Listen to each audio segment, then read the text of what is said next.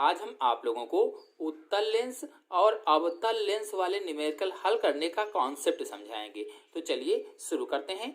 उत्तल लेंस और अवतल लेंस वाले न्यूमेरिकल हल करने का फार्मूला होगा 1/f is equal to 1/v minus 1/u। ये क्या होगा? ये उत्तल लेंस और अवतल लेंस के न्यूमेरिकल हल करने का फार्मूला है। 1/f is equal to 1/v minus 1/u, ये होता है फार्मूला। चलिए अब इसके बारे में देखते हैं कि f क्या है, v क्या है, u क्या है, इसको समझ लेते हैं। तो देखिए, जहां f बराबर फोकस दूरी है, फोकस दूरी, v बराबर क्या है, लेंस से प्रतिबिंब की दूरी, प्रतिबिंब की दूरी है। v बराबर क्या है, लेंस से प्रतिबिंब की दूरी। u बराबर क्या है, लेंस से वस्तु की दूरी। जैसे मैंने दर्पण वाले में बताया था, बिल्कुल वैसे ही लेंस का न्यूमेरिकल हल करने का फार्मूला है, लेकिन यहाँ पर उसमें प्लस था, यहाँ पर इसमें माइनस है। और यहाँ भी मान बदल जाएंगे कि इसमें प्लस कौन सा होगा, माइनस कौन सा होगा, अभी हम आपको बताते हैं। तो f बराबर फोकस दूरी, v क्या है, लेंस से प्रतिबिंब की दूरी हो गई है। लेंस चाहे अवतल हो चाहे उत्तल हो, यही रहेगा। और u क्या है, लेंस से वस्तु की दूरी है। u क्या है, लेंस से वस्तु की दूरी है। ध्यान देंगे, जब न्यूमेरिकल आप पढ़ेंगे तो कौन सा मान v का है, कौन सा मान u का है, ये समझने में प्रॉब्लम होती है, जबकि f का मान सभी लोग जल्दी से समझ जाते हैं। तो u क्या होगा, लेंस से वस्तु की दूरी कहा जाएगा तो u है, लेंस से प्रतिबिंब की दूरी कहा जाएगा तो v होगा। चलिए अब चिन्ह परिपाटी को जल्दी से समझ लेते हैं कि कौन सा चिन्ह कब लगेगा, ताकि न्यूमेरिकल हल करने में आसानी रहे। तो सबसे पहले उत्तल लेंस के न्यूमेरिकल को हल करने के लिए इसकी चिन्ह परिपाटी कैसे क्या होगी समझ लेते हैं, कैसे चिन्ह लगाएंगे।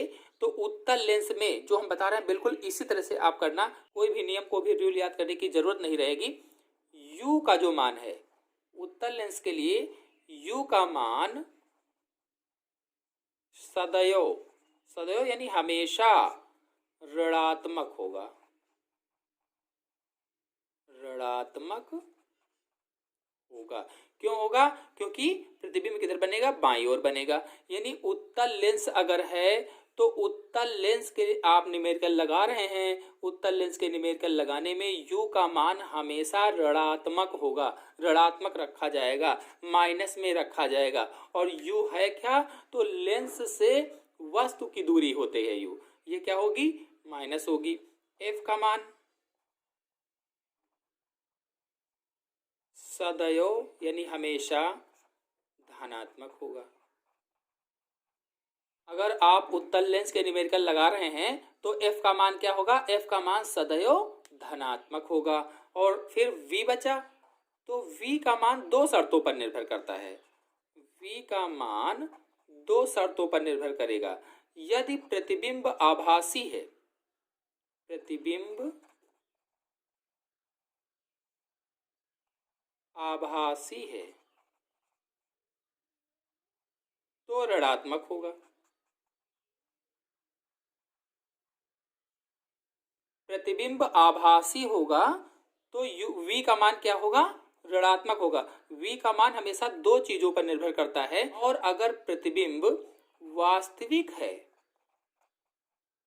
प्रतिबिंब वास्तविक होगा तो धनात्मक होगा। प्रतिबिंब वास्तविक होने पर धनात्मक, आभासी होने पर ऋणात्मक। अब देखिए u, f और v, ये तीनों मान आपको पता चल गए कब धनात्मक होंगे और कब ऋणात्मक होंगे। अच्छे से याद कर लेंगे ताकि न्यूमेरिकल इनको हल करने में आसानी रहे। नेक्स्ट वीडियो में आपको न्यूमेरिकल भी हल करके बताएंगे। चलिए अब अवतल लेंस के लिए देख लेते हैं। तो अवतल लेंस के न्यूमेरिकल को हल करने के लिए u, v, f, इन तीनों का मान सदैव यानी हमेशा ऋणात्मक होगा। अगर अवतल लेंस के हम न्यूमेरिकल हल कर रहे हैं तो क्या होगा, u यानी लेंस से वस्तु की दूरी, v यानी लेंस से प्रतिबिंब की दूरी, f यानी फोकस दूरी, ये तीनों हमेशा ऋणात्मक रखे जाएंगे, ये याद रखना है। अब आवर्धन क्षमता को देख लेते हैं। आवर्धन क्षमता का फार्मूला होता है m बराबर v/u। ये कब प्लस होगा और कब माइनस होगा इसको देखते हैं। तो आवर्धन क्षमता में प्रतिबिंब वास्तविक है तो आवर्धन क्षमता ऋणात्मक होगी। प्रतिबिंब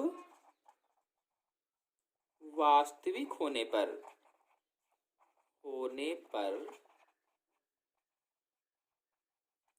आवर्धन क्षमता ऋणात्मक। अगर प्रतिबिंब वास्तविक है तो आवर्धन क्षमता ऋणात्मक होगी, एक शर्त ये है। और दूसरी है कि प्रतिबिंब आभासी है तो आवर्धन क्षमता धनात्मक होगी। आभासी होने पर आवर्धन क्षमता क्या होगी? धनात्मक होगी। अब आपको पूरा कॉन्सेप्ट समझ में आ गया है। उत्तल लेंस अवतल लेंस के न्यूमेरिकल हल करने के लिए कौन सा चिन्ह माइनस होगा, कहाँ पर प्लस होगा, और आवर्धन क्षमता कब माइनस होगी कब प्लस होगी। नेक्स्ट वीडियो में आप लोगों को न्यूमेरिकल हल करवाएंगे। तो आज के अंक में इतना ही। धन्यवाद।